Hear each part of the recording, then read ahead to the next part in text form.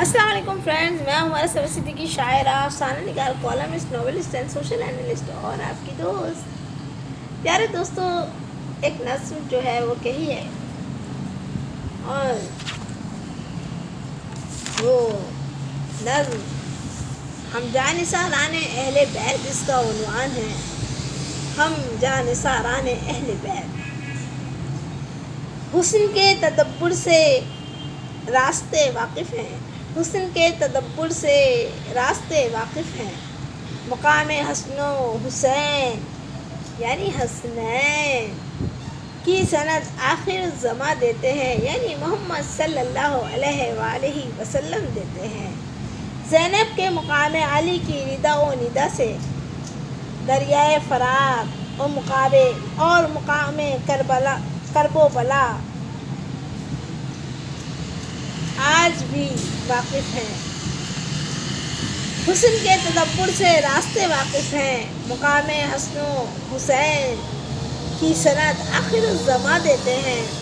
زینب کے مقام علی کی ردا و ندا سے دریائے فرات اور مقام کرب و بلا آج بھی واقف ہیں۔ زمین و آسمان شہادت دیتے ہیں، زمین و آسمان شہادت دیتے ہیں، یہ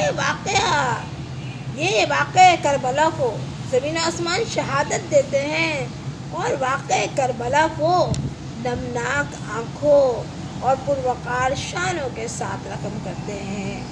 زمین و آسمان شہادت دیتے ہیں، یہ واقعہ کربلا کو نمناک آنکھوں اور پروقار شانوں کے ساتھ رقم کرتے ہیں۔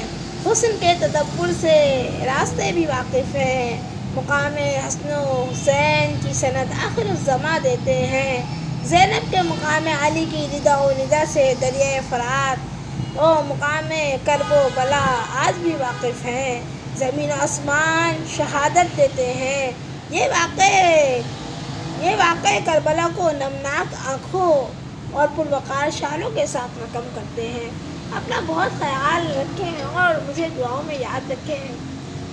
محرم کا آغاز ہو چکا ہے اور آئندہ بھی میں عصر حاضر کے حوالے سے کچھ چیزیں آپ کو ضرور سناؤں گی، اور میں آپ کو ضرور بتانا چاہوں گی، ثاقب بنجان ایک بہت بڑے شاعر تھے، ابھی حال ہی انہی دہائیوں کے، اور ابھی کچھ برسوں پہلے ان کا انتقال ہوا۔ میرا خیال ہے 7-8 برس ہو گئے ہوں گے، اگر بہت زیادہ ہو ہوئے ہیں تو۔ ثاقب بنجان بھائی نے